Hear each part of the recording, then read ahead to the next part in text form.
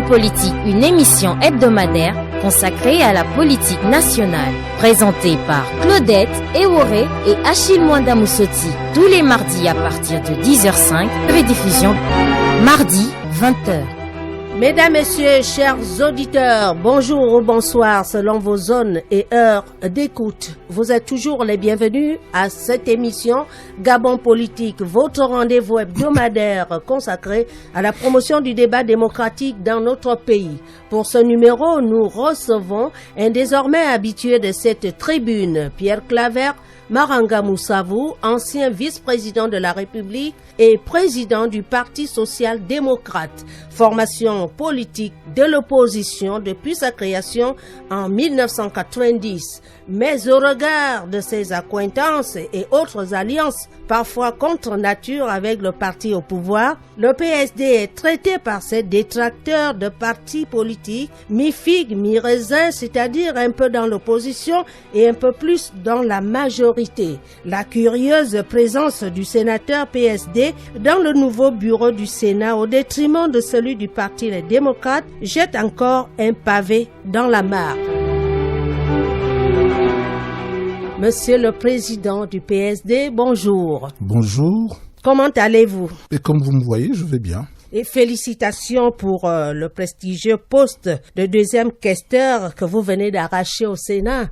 Je ne sais pas exactement si tout le monde comprend le cheminement de la présence du PSD au Sénat et en qualité de deuxième questeur. Il faut déjà planter le décor. Il faut savoir que au Sénat, comme à l'Assemblée nationale, tous les partis politiques, toutes les tendances doivent être représentées au bureau. Monsieur le Président, ce n'était que des félicitations. Vous aurez le temps d'en parler. Félicitations. Oui, merci. Je transmettrai au jeune sénateur qui a pu décrocher le poste de deuxième questeur qui fait couler tant d'encre et de salive. Alors, vous connaissez l'esprit de l'émission, ne pas faire plaisir, non plus faire du tort. Nous portons simplement la plume dans la plaie, pour paraphraser notre confrère français Albert Londres qui définissait ainsi notre profession. L'équipe de l'émission Gabon Politique vous remercie pour la confiance renouvelée.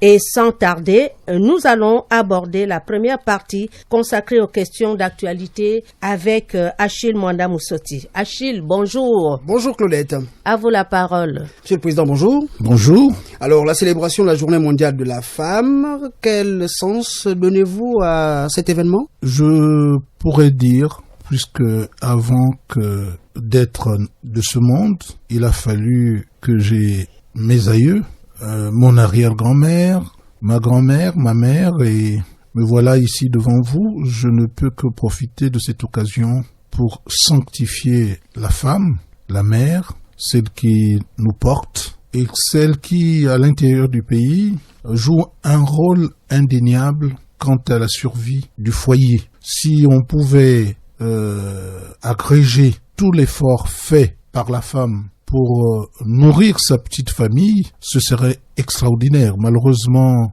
tout cela, cet effort n'est pas chiffré et les économistes passent au travers de ces données qu'ils n'arrivent pas à quantifier et donc le rôle de la femme est souvent minoré. Mais à cette occasion, je voudrais encourager les femmes à se battre. Ce n'est pas une journée qu'il faudrait consacrer à la femme, c'est toutes les journées qu'il faudrait consacrer à la femme. J'encourage les femmes à se battre, mais j'encourage aussi les hommes à comprendre que les femmes n'ont pas besoin de se battre pour qu'elles aient toute leur place. Merci. Alors, l'actualité, c'est aussi cet appel de plusieurs partis politiques, majorité opposition, membres du Conseil national de la démocratie, à une paix de brave soutenue par un contrat social suite à la crise socio-économique, sanitaire et sécuritaire que connaît le Gabon. Alors, avez-vous pris part à cette sortie et partagez-vous cette approche? Je n'ai pas pris part à cette sortie. J'ai reçu à mon cabinet de travail au siège du Parti social-démocrate les initiateurs de cette démarche. Je leur ai fait comprendre que lorsque nous allons négocier et que nous trouvons ensemble des solutions consensuelles, il faudrait que tous nous participons à la mise en place, à la mise en œuvre, à l'implémentation des mesures que nous aurons décidées consensuellement. Il se trouve que lorsque, à un moment ou à un autre, on se rend compte que tout ceci n'est pas appliqué, qu'on commence à se plaindre. J'ai évoqué l'idée qu'il y avait un comité de suivi. Il faut se battre pour que ce comité de suivi puisse jouer son rôle. J'ai rappelé ce que j'avais dit au chef de l'État, qu'il finirait par être seul s'il écoutait les souffleurs. J'ai évoqué le fait que personne ne s'est ému à l'idée que le cumul des mandats n'ait pas été acté, alors que nous l'avions admis aux accords d'Akanda, que la concordance des mandats d'élus locaux et de sénateurs n'a pas pu se réaliser alors que nous l'avons acté à Kanda, et que nous allons assister dans quelques années au fait que les élus, on va renouveler leur mandat en 2023, et ce sera certainement en 2027 qu'on va renouveler le mandat des sénateurs. Il y aura un décalage entre les conseils locaux et ceux qui sont censés porter les espoirs de ces conseils locaux pour le développement de nos communes et de nos départements, c'est-à-dire les sénateurs. Vous vous souviendrez que la Cour constitutionnelle s'est fendue d'ailleurs d'un grand discours pour alerter l'opinion, mais personne n'a trouvé le moyen de corriger cela, et je m'attendais à ce que ce soit fait lorsqu'il s'agit de modifier la Constitution, mais on est passé au travers, on n'a pas tenu compte de cette alerte de la Cour constitutionnelle, et où qu'on a décidé de laisser les choses se faire, parce en résumé, qu'est-ce qu'il que la disait Cour qu'il fallait que le mandat des élus locaux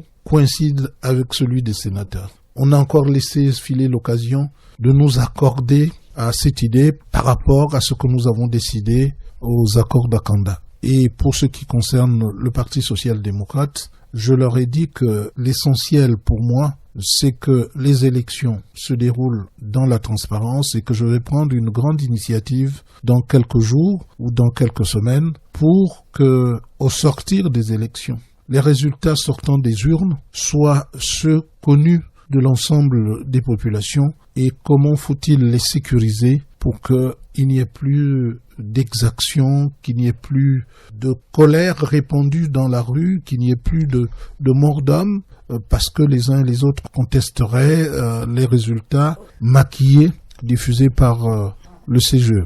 Nous espérons avoir la primeur de cette initiative. Vous l'aurez, rassurez-vous. Alors, nous allons revenir sur cette rentrée parlementaire, et particulièrement la 5e législature du Sénat, qui a été marquée par la composition du nouveau bureau. Et dans ce bureau, on le disait tantôt, votre sénateur, que d'aucuns ont même appelé le petit sénateur, est venu comme un cheveu dans la soupe. Qu'est-ce qui s'est passé? D'abord, il faut que vos auditeurs comprennent que lorsque il y a élection, cela donne droit, pour les partis politiques qui ont pu avoir au moins un petit sénateur, cela donne droit à figurer au niveau du bureau ou de l'Assemblée nationale ou du Sénat. C'est ce qui est inscrit le règlement intérieur? C'est ce que prévoit le règlement intérieur. Même si vous n'avez pas un groupe parlementaire, parce que on dit que votre sénateur était non inscrit. Non, il vaut mieux, quand vous avez en face de vous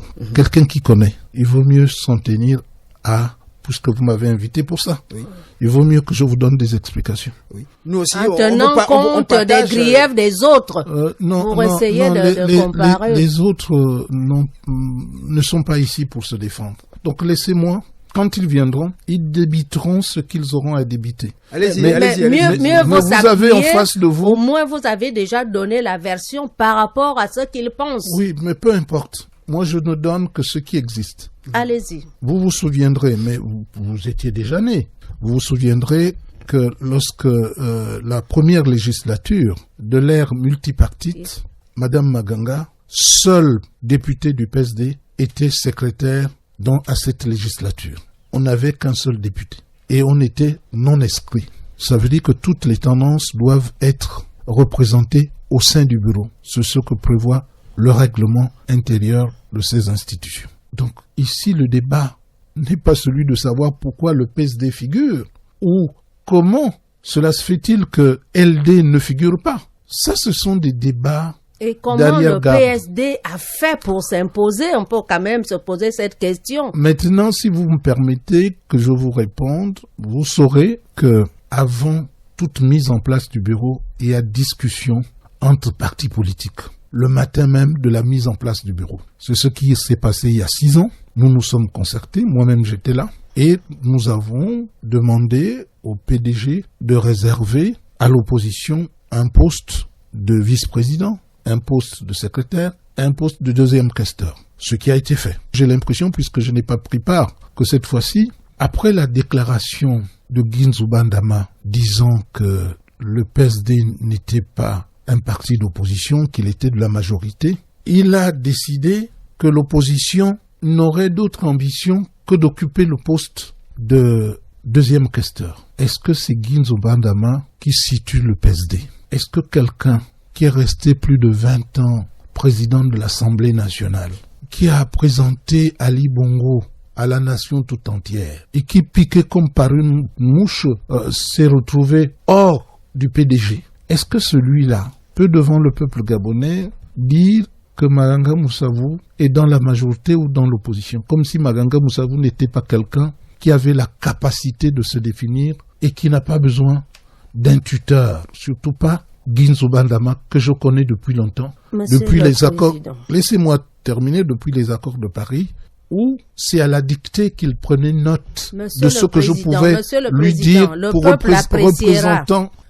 représentant l'opposition gabonaise. Donc c'est pas d'aujourd'hui. Il faut respecter les autres. Moi, je ne définis pas qui est qui. Je dis tout simplement que il a pris sur lui, ou LD a pris sur lui, de mettre de côté le Parti social-démocrate et tout simplement de penser qu'il était tout seul dans l'opposition pour ne briguer que le poste de deuxième Monsieur questeur. le Président, vous pouvez également comprendre sa frustration. Il s'est dit stratégiquement qu'il avait un plus grand nombre de sénateurs, un groupe parlementaire. Mais ça pose le problème. Est-ce qu'au niveau de l'opposition, vous ne vous concertez pas lorsqu'il y a Voilà la vraie question. Événements. Oui, j'étais en train de vous dire que s'il avait été sage, vous savez que LD n'a pas 4 sénateurs, il en a 2 en propre et 2 en partage avec d'autres formations politiques. Et sur les alliances. Oui, ça aurait pu être le cas ailleurs avec le PSD. Mais nous disons qu'il n'y a pas eu effectivement concertation parce que il a commencé par rejeter le PSD dans la majorité. Quand le PSD décide d'être dans la majorité, tout le Gabon le sait. Je n'ai pas besoin de me cacher derrière mon petit doigt. Aujourd'hui, comme depuis l'avènement d'Ali Bongo Ondimba, le PSD au pouvoir, le PSD est dans l'opposition. Monsieur Maganga, beaucoup veulent savoir quelle est la recette qui a amené à ce que vous obteniez le poste de deuxième questeur. C'est ça la question. Mais vous ne voulez pas me laisser parler. Non, parce qu'il y a le temps. Il y a aussi le temps, monsieur Maganga. Oui, mais le temps, c'est vrai. Mais il faut comprendre d'abord les origines. Oui, c'est le contexte, tout ça, on comprend. Mais quelle était la stratégie mise en place? Ah, vous voulez voir votre stratégie, comment vous avez procédé? Non. Quand on sait qu'aujourd'hui, le dribble Maganga Moussavou fait grand bruit dans la presse. J'ai demandé tout simplement, puisque moi-même, je vous ai dit que la dernière fois, il y a 6 ans, je me suis rendu moi-même.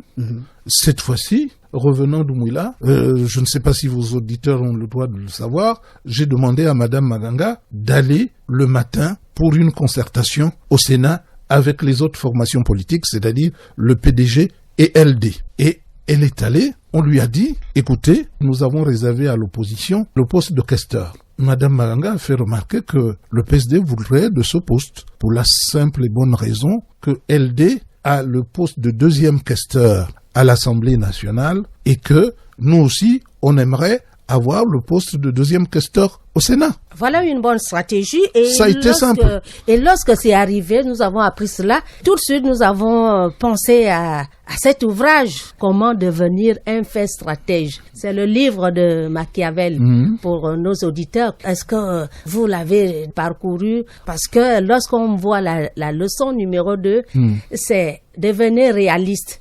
Et votre façon de procéder nous ramène à cette leçon numéro 2. Je n'ai pas besoin de parcourir le livre sur Machiavel pour considérer que si vous n'avez qu'un seul poste que vous convoitez et vous êtes 2, mais c'est celui qui aura le plus d'arguments qui remportera le poste. Plus d'arguments en direction de qui? En direction de celui qui a le pouvoir. Le PDG. Et vous avez apparemment de très bonnes relations. LD a autant, voire plus de relations avec le PDG que le PSD. D'autant plus que tous ceux de LD, vous savez, viennent du PDG.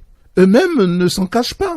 Ils viennent du PDG. Le député, l'autre jour à la Cour constitutionnelle, je faisais remarquer au sénateur Ngosanga que c'était un ancien sénateur du PDG. Ils n'ont pas d'autre origine que le PDG depuis l'avènement du multipartisme, ce qui n'est pas le cas du PSD.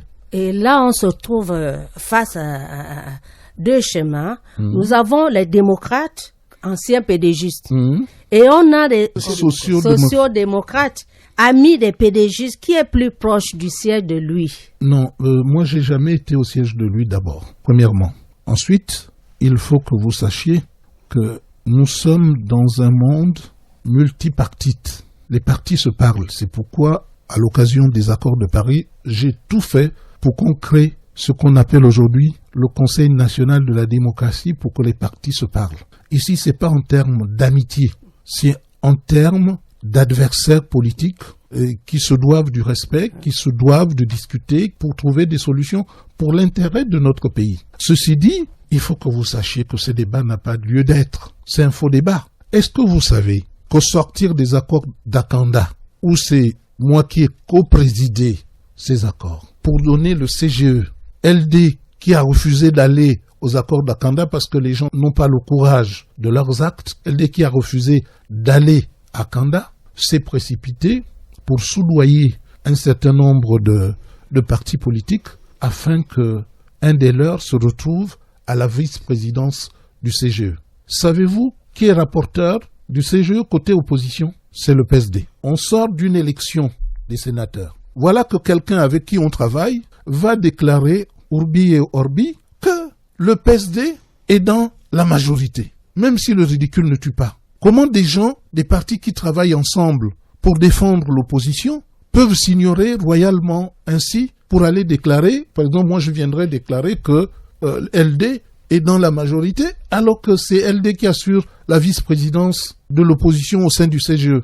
Comment on peut dire que le PSD est dans la majorité, alors que c'est le PSD qui assure le poste de rapporteur opposition au sein du CGE? Quand même, il faut pas... Donc, bien sûr, c'est des anciens pédégistes. C'est de bonne guerre. Non, ça ne peut pas être... Le linge sale se lave en famille. C'est l'occasion pour vous de repositionner, de donner votre positionnement politique pour que les auditeurs le comprennent une bonne fois pour toutes. Peut-être les démocrates ne sont pas les seuls à penser ainsi, Monsieur le Président. Non, les démocrates peuvent penser ce qu'ils veulent. La réalité est que si vous contestez quelqu'un qui a permis de créer une structure dans laquelle vous êtes à côté de celui qui a aidé à créer cette structure, ayez la retenue nécessaire pour ne pas aller déclarer que celui-là est dans la majorité. Commencez alors par contester sa présence au sein de cette structure qui est là pour défendre les intérêts de l'opposition. La raison qu'ils ont donnée à l'Assemblée nationale, vous savez, le groupe parlementaire est un groupe hétéroclite. On s'est retrouvés avec 3 députés et ça ne suffisait pas pour avoir notre groupe. On s'est associé à ceux qui voulaient s'associer au PSD et on a donné à un parti qui n'avait qu'un élu, à l'occurrence, pour ne pas le citer DN, la présidence du groupe parlementaire. Alors que nous avions 3 députés et nous n'avons pas contesté cela parce qu'il faut une répartition des tâches. Mais de là à dire que nous sommes dans la majorité, est-ce que tout le monde se souvient de ce que Mme Maganga n'a pas voté la dépénalisation de l'homosexualité? Donc c'est un groupe où chacun, en fonction des dossiers, vote pour ou contre. Je crois que c'est le cas aussi de LD. On ne peut pas se prévaloir de ses propres turpitudes. Ce qui consiste à écarter les autres, c'est du pédégisme. Au lieu de rassembler et de faire croire, parce que bientôt les élections présidentielles, on veut rejeter Maganga Moussavou qui s'est battu et qui n'a jamais dévié de son combat, se retrouve être relégué dans la majorité, alors que si Maganga voulait être dans la majorité, il l'aurait signé. Et s'il retirait ses propos, vous allez pardonner? Mais apparemment, ça vous a... Non, moi je ne suis pas fâché pour ça. Au contraire, il me met en exposition et me donne l'occasion de renouer avec vous. Parce que sans cette occasion-là, vous ne m'auriez pas invité. Donc on ne peut plus heureux. Alors, M. Malanga, cette tension perceptible entre PSD et LD nous amène quand même à vous interroger sur les leçons à tirer de ces élections sénatoriales auxquelles vous avez pris part. Quelles leçons vous tirez-vous par rapport aux candidats que vous avez positionnés? On a bien vu que vous avez même fait des recours. Oui, vous savez, en fait, il faut modifier la loi électorale. C'est-à-dire que quand le PSD a une majorité relative à Guétsou, avec 14 et le PDG 9, n'est-ce pas? Nous sommes dans la situation d'espérer avoir le sénateur, d'autant plus que nous avons le président du conseil départemental et le maire, pour qu'il y ait une cohésion, pour que ces trois entités, sénateur, maire, président du conseil départemental, travaillent en synergie pour l'intérêt de cette contrée. Par contre, nous avons été candidats à l'Ibamba, c'est peut-être parce que stratégiquement, il faut qu'un parti existe et continue d'exister à l'occasion des élections, qu'on en parle.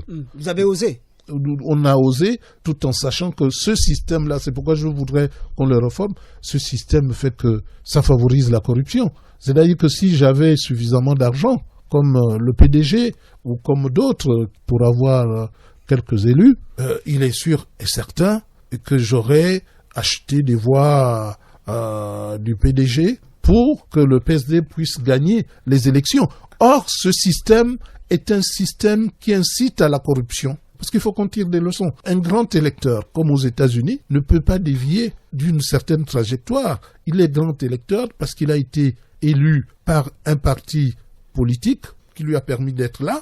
Donc, quand il faut aller restituer ce vote pour le Sénat ou pour le président du conseil départemental ou pour le maire, il doit rester fidèle à son parti. Mais vous qui vous regardez de l'organisation des travaux d'Angondji, pourquoi vous n'avez pas inscrit ce volet? C'est pourquoi on n'a pas toujours une vue d'ensemble de tous les problèmes. Quand les problèmes surviennent, on se rend compte. C'est pas faute d'y avoir pensé. On se rend compte en fait, on n'a pas besoin d'élire les sénateurs.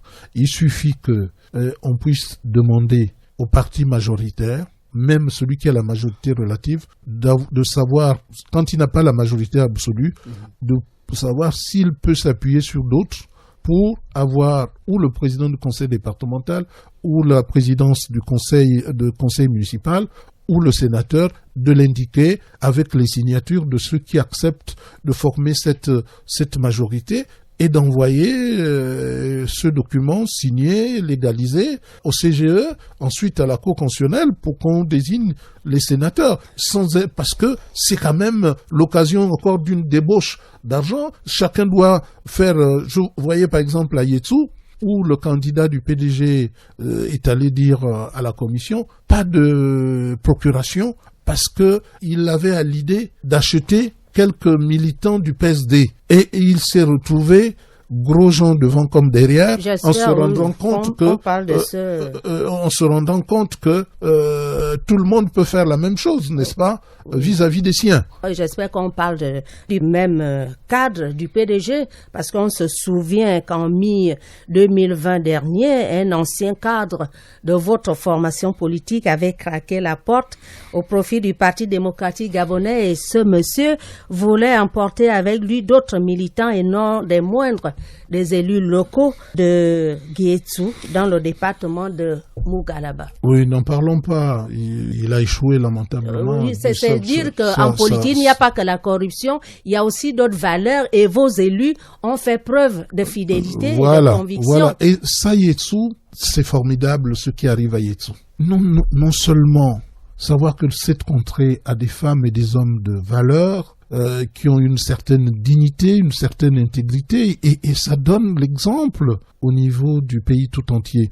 Et de voir que malgré l'argent qui a beaucoup circulé à l'occasion de ces élections, parce que celui dont vous parlez n'a pas cessé d'envoyer des moyens financiers énormes pour essayer de nous prendre quelques grands électeurs, mal lui en a pris, puisque nous aussi, on parlait même des menaces. On était, des menaces de celui-là, mais mal lui en a pris, puisque, comme à tout le monde, à tous ceux qui étaient ligués contre nous, parce qu'ils se sont retrouvés, permettez-moi l'expression, le cul par terre, en se rendant bien compte que ce jeune Moussonda Pierre, originaire de Ilendo et de Yetsu, a pris les devants sur tout le monde, laissant là l'ancien sénateur qui n'a pas compris ce qui lui arrivait. C'est comme aujourd'hui. L'avantage avec celui-là, il n'a pas fait beaucoup de bruit, alors que la même situation advenant au LD, ils font beaucoup de bruit, alors qu'ils auraient pu seulement dire que la prochaine fois, il faudrait plus de cohésion, plus d'unité, et que on se mette ensemble pour discuter des intérêts de l'opposition, pas des intérêts des personnes. Avec un groupe parlementaire, ils ont voulu prendre un poste qui n'est pas un poste de visibilité. C'est un poste financier, peut-être. Comme ils aiment bien l'argent, ils ont toujours vécu de ça. Ils ont mis l'accent sur le poste financier, alors que ils auraient eu, ce aurait été à leur honneur d'avoir au moins un poste de vice-président, un poste de secrétaire. Pourquoi seulement le poste de... C'était un choix qu'ils ont opéré. Oui, mais nous aussi, on a opéré le même choix. On est allé aux élections.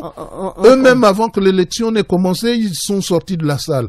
La politique de la chaise vide n'est pas payante. Parce qu'il y a manque de communication à ce niveau. Vous l'auriez proposé, ce poste? Oui, je crois qu'ils étaient tellement perchés là-haut qu'ils ne savaient pas, quand ils étaient à l'Assemblée nationale, à la présidence de l'Assemblée, ils ne savaient pas ce qui se passait, comment on négociait, et ce qui fait qu'aujourd'hui, ils sont surpris. Ils n'ont pas vos stratégies. Ils n'ont pas la connaissance, plutôt, des arcanes de ces structures-là, puisque ils étaient dans des situations où on leur dit, toi tu seras président, et ils ne font pas d'efforts. Nous, on est obligés de se battre, et ils n'ont jamais su comment se battre. Mais Monsieur le Président, on a l'impression que votre parti est en perte de vitesse. Vos fiefs semblent vous passer entre les mains, notamment Ibunji. Vous avez eu quand même jusqu'à un passé récent une maîtrise, mais malheureusement, aux dernières élections, vous n'avez pas fait quelque chose. Vous voyez, c'est un brin provocateur. Vous savez, les choses vont et viennent. Les choses vont et viennent. Ibunji est dans mon cœur. Vous dites en perte de vitesse. Mimongo nous avait déjà donné un président du conseil, un maire, un sénateur, et nous avons eu un passage à vide. Et après que je sois parti de la vice-présidence, Mimongo m'a donné un poste de député. Et vous voyez que Yetsu, je ne pensais pas que, en perdant certaines localités, alors que parce que ni Madame Maganga ni moi-même n'étions candidats, mais qu'à Yetsu, on gagnerait toute une contrée. Voyez-vous, les choses vont et viennent. Ce qu'il faut remarquer, c'est l'aridité des résultats au sein de l'ensemble des partis politiques. Alors, un parti politique qui, depuis l'avènement du multipartisme, est présent à l'Assemblée nationale avec 1, 2, 3 députés, alors que tous ceux qui étaient des grandes formations politiques ont cessé d'y être, et que depuis l'avènement du Sénat, le Parti social-démocrate est présent avec 1 ou 2 sénateurs. Alors, me dire aujourd'hui, devant tout le désert des formations politiques au sein de ces institutions, que le PSD, qui est la deuxième formation à être présente au sein du Parlement, dire que nous sommes en recul, c'est avoir une vue très étriquée. Non, on recule par rapport à vos bastillons. On parle bien de vos bastions. Non, les sièges sur lesquels quand même on sait que... Prenons l'exemple de Mouila. C'est mon fief. Est-ce que vous pensez que parce que quelqu'un aura pu être maire ou aura pu être député avec mon soutien, que ceux-là sont devenus les chefs de ces bastions? Mouila, c'est ma ville. J'y ai investi tout mon savoir, toute mon énergie. Si quelqu'un est élu maire pour aider à faire la propriété de la ville, mais je ne peux pas être fâché pour ça. Mais ça ne reste pas moins que c'est chez Maganga Moussavou. Et c'est chez ce maire. C'est chez ce maire, mais il y a une hiérarchie que vous reconnaissez. Que tout le monde peut être maire, mais tout le monde ne peut pas être Maganga Moussavou. Mais Monsieur le Président, on ne va pas terminer cette émission sans qu'on vous partage ce que la presse pense. On dit que Maganga Moussavou pleure le poste de vice-président de la République, c'est pour ça qu'il fait grand bruit. Je fais grand bruit comment? Je ne vous réponds pas sur votre question de savoir si je pleure ou ne pleure pas, parce que ici vous ne voyez pas mes pleurs. À quel moment vous pouvez me dire que j'ai pleuré? Vous avez quelqu'un qui est calme, qui est tranquille, à qui... vous savez, le Gabon est un pays anormal. Un vice-président de la République qui assure l'intérim du président en indisponibilité temporaire, qui est vincé pendant qu'il assume l'intérim du président. Vous, la presse, vous n'avez fait aucune analyse pour vous dire, au moins vous étonnez que cela soit arrivé à ce moment-là. La presse a beaucoup écrit, hein. La presse a beaucoup dit. Si Malanga Moussavou n'avait pas gardé tout son calme, ne s'était pas souvenu des enseignements tirés du président Omar Bongo en préférant l'injustice au désordre, il y aurait eu désordre dans ce pays. Donc, n'allez pas dire que quelqu'un qui a subi une injustice et dont on vient de savoir que c'était un complot mené par la présidence de la République pour évincer un vice-président de la République qui avait la confiance du chef de l'État, dire à celui-là qu'il est en train de pleurnicher parce qu'il veut être vice-président de la République. Mais croyez-moi, je peux vous dire aujourd'hui, mon ambition, ce n'est pas d'avoir tel ou tel poste. Mon ambition, c'est que j'assiste et je participe, si ce n'est présider, je dis bien présider, à l'avènement de la provincialisation. Parce que c'est ce système, différent du système actuel qui est celui de la centralisation de façon excentrée du pouvoir, qui consacre d'ailleurs le Grand Libreville et le reste, la provincialisation va nous permettre de faire en sorte que le pays soit géré de manière équilibrée pour que on innerve correctement les moyens de l'État. Et ce regard vers le futur nous amène à vous poser cette question pour boucler l'émission. 2023 approche, qui est l'année du scrutin présidentiel, des scrutins généraux dans notre pays. Est-ce que la candidature du PSD est déjà à l'ordre du jour, puisque vous regardez de l'avant? Mais vous voyez, vous dites « et déjà ». Puisque certains nous disent ici qu'il est trop tôt d'en parler de leur candidature. Est-ce qu'on peut avoir la primeur? Le président du PSD rêve de présider lui-même à l'avènement de la politique de provincialisation d'un nouveau système. Parce qu'il s'agit de changement de système, un système centralisateur, excentré, qui a créé un monstre avec une grosse tête et des membres squelettiques. La grosse tête, c'est le Grand Libreville. Et les membres squelettiques, c'est le reste du pays. Et la provincialisation va faire en sorte que toutes les provinces, tous les départements aient de quoi compter, de quoi apporter au développement du pays. Et vous voyez, cela me donne l'occasion de dire, puisque vous ne me l'avez pas posé, de parler de ce qui nous arrive aujourd'hui. Si, c'est dans nous sommes en train de... le contexte de crise sanitaire. Avec l'avènement de la Covid-19.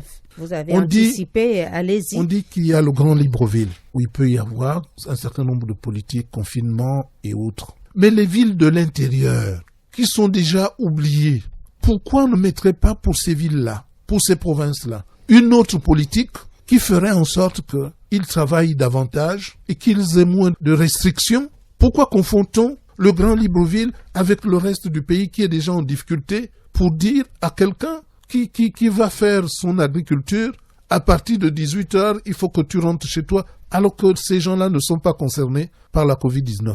Puisque pour partir du Grand Libreville, il faut avoir l'autorisation, comme si on n'était pas dans notre pays, le Gabon, ce que je dénonce fortement, qu'on exige d'avoir le test, on peut comprendre. Mais qu'on exige dans un pays libre comme le Gabon, consacré par une constitution, librement voté, que pour partir de Libreville, pour aller à Mouila, il me faille une autorisation de je ne sais qui. Je dis non, c'est un abus de pouvoir. Mais vous êtes quand même astreint à cet exercice, puisque vous allez à Mouila. Je dis que c'est un abus de pouvoir. Par contre, le gouvernement c'est normal, a le droit d'exiger que chacun de nous ait un test pour éviter de polluer l'intérieur du pays.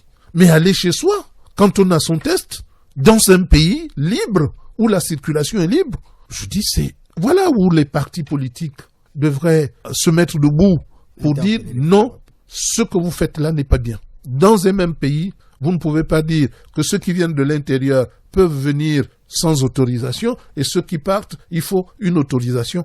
Tout doit être fait sur la base des tests que l'on fait et qui nous donnent la garantie quand ces tests ne sont pas faux. Parce que beaucoup de tests sont faux.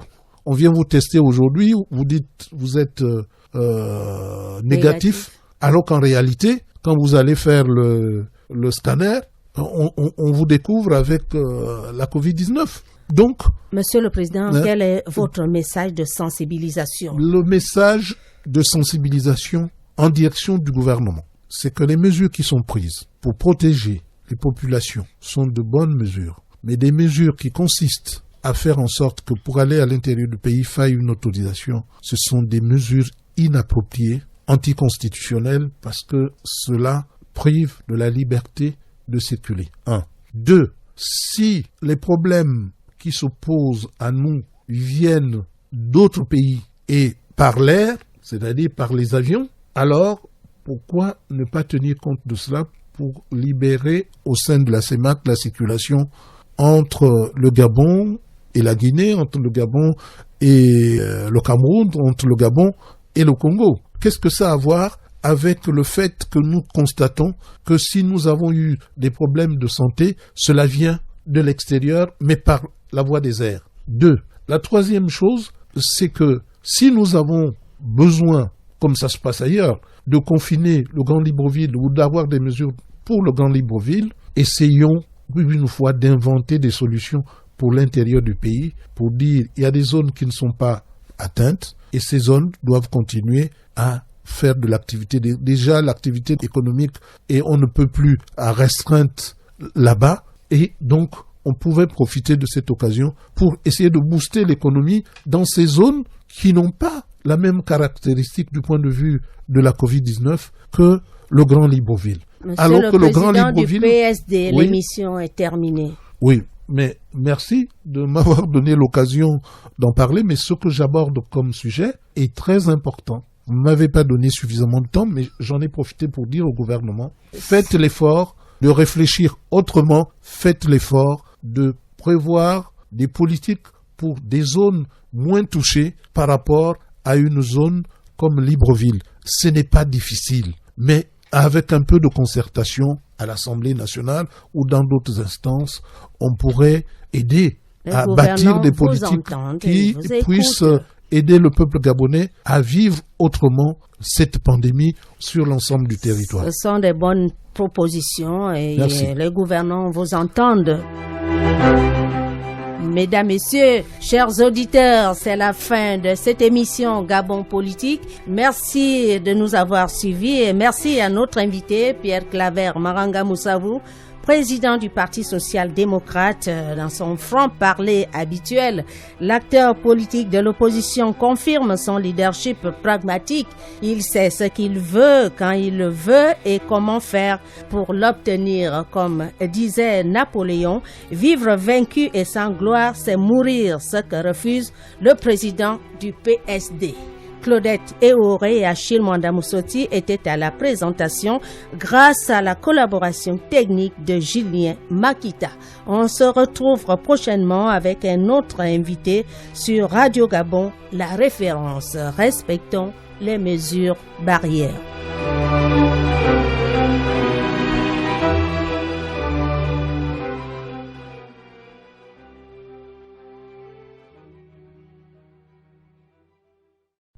Vous êtes câblé sur Radio Gabon émettant de Libreville, 88.7, 96.5 FM. Où que vous soyez, nous sommes avec vous.